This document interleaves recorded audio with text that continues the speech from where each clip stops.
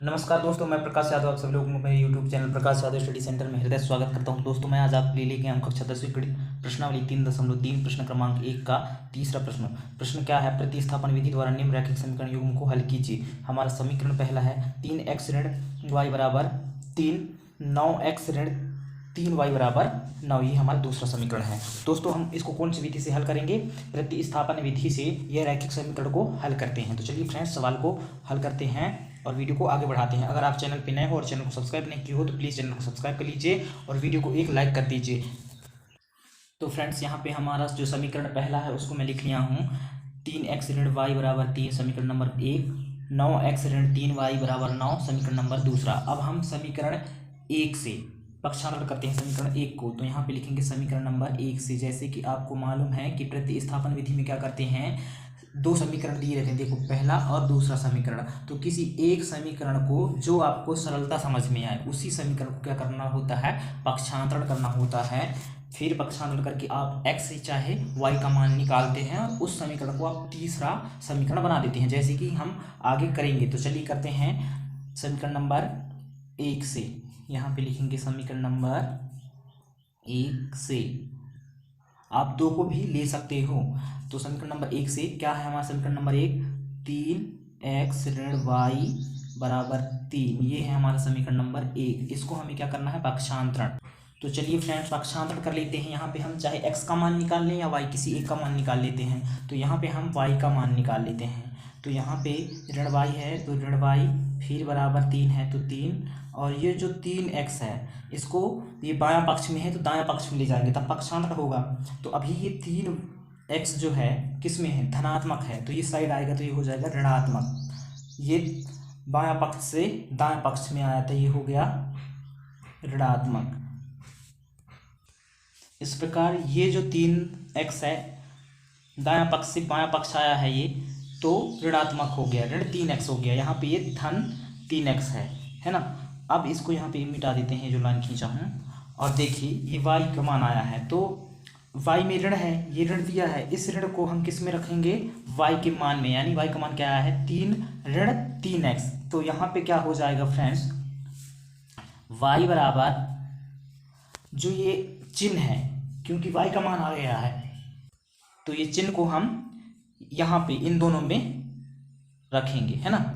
तो क्या हो जाएगा, देखिए ये चिन्ह यहाँ पे आएगा तो ये ऋण 3 हो जाएगा, और ये ऋण दोनों का गुणा हो जाएगा तो धन 3x हो जाएगा। इस प्रकार इसको हम ऐसे लिख सकते हैं, y बराबर 3x धन में है तो 3x को पहले लिए, और ऋण 3 है तो ऋण 3। इस प्रकार ये बन गया आपका समीकरण नंबर कितना, तीसरा। अब यहाँ पे आप देख सकते हैं फ्रेंड्स कि y बराबर क्या आ गया है समीकरण नंबर 3 में, y बराबर 3x ऋण 3 आया है। अब ये y के इस मान को, y बराबर 3x ऋण 3 को कहाँ रख देते हैं हम, समीकरण नंबर 2 में। तो ये है समीकरण नंबर 2, यहाँ पे रखिए। तो देखिए सबसे पहले 9x है, ये 9x है तो यहाँ पे लिखेंगे हम 9 फिर x, और ऋण 3 है, ऋण 3 तो ऋण 3 फिर क्या दिया है y, तो y बराबर हम क्या रखेंगे, 3x ऋण 3, y के मान रख रहे हैं कहाँ से, समीकरण नंबर 3 से। तो y के स्थान पे क्या हो जाएगा फ्रेंड्स, देखिए ये y है तो y को न लिख के ये y बराबर दिया है क्या, 3x ऋण 3।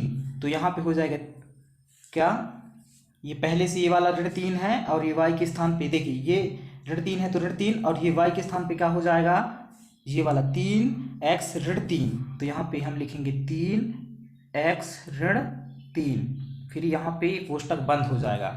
उसके बाद ये बराबर 9 दिया है तो यहाँ पे हो जाएगा बराबर 9। अब ये 9 है तो यहाँ से आगे हल होगा तो 9x, ये 9 है 9x, और ये कोष्टक का मतलब होता है गुणा, यानी ये 3 का गुणा 3x के साथ होगा और ये 3 के साथ होगा। तो चलिए कर लेते हैं गुणा। तो यहाँ पे क्या हो जाएगा, पहले चिन्हों का गुणा कीजिए।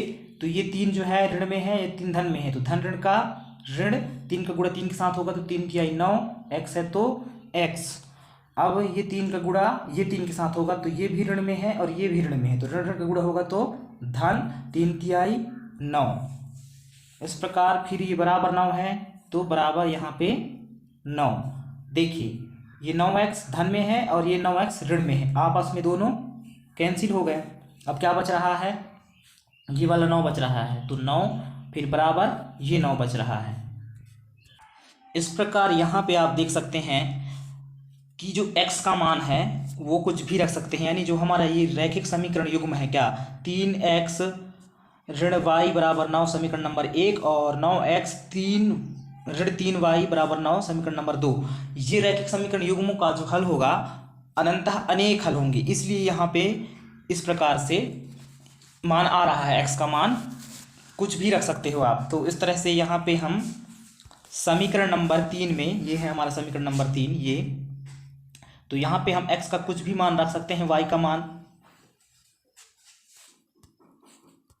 यहाँ पे आप लिख सकते हो 9 बराबर 9, जो क्या है, सत्य है या सदा सत्य है भी आप लिख सकते हो, क्योंकि ये जो हमारा रैखिक समीकरण युग्म है, कौन सा मैं चलिए आपको दिखा देता हूँ, जिसको हम हल कर रहे हैं, ये हमारे रैखिक समीकरण युग्म, ये समीकरण 1 और समीकरण 2 जो कि हम पढ़ रहे हैं, ये क्या है, इनका हल जो है अनंतः अनेक हल है, इसलिए यहाँ पे ऐसा आ रहा है।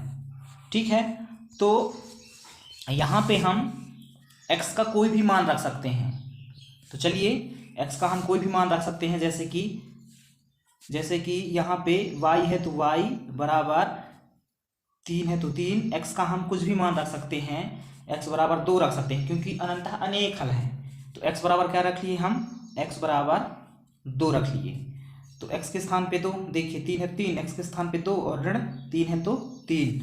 इस प्रकार यहाँ पे y का मान क्या हो जाएगा, 3 दूना 6 और कोष्टक मतलब पूरा होता है तो 3 गुणा 2 के साथ हो गया, 3 दूना 6 और ऋण 3 है तो ऋण 3। यहाँ से अब आगे क्या होगा, तो यहाँ पे फ्रेंड अब होगा y है तो y बराबर 6 ऋण 3, तो 6 में 3 घटाएंगे तो क्या बचेगा, 3 ही बचेगा। इस प्रकार ये y का मान आपको प्राप्त हो गया, और ये x का मान आप कुछ भी रख सकते हो, क्योंकि जो हमारा समीकरण लिए हैं हम, कौन सा समीकरण मैं आपको एक बार फिर से दिखा दूं, ये समीकरण 1 और समीकरण नंबर 2। चलिए कलर चेंज करके आपको अच्छे से समझा दे रहा हूँ कौन सा समीकरण के बारे में बात कर रहा हूँ मैं। ये हमारा समीकरण 1 कहलाएगा और ये हमारा समीकरण नंबर 2 कहलाएगा। तो ये दोनों समीकरण को जब हम हल करेंगे तो कौन सा हल मिलेगा हमें, अनंतः अनेक हल, अनंतः हल होंगे। इसलिए x का मान हम कुछ भी रख सकते हैं। उम्मीद कर रहा हूँ फ्रेंड्स कि आप लोगों को ये सवाल समझ में आया होगा। मिलते हैं नेक्स्ट वीडियो में। आप स्वस्थ रहें, मस्त रहें। Thank you so much. आपका दिन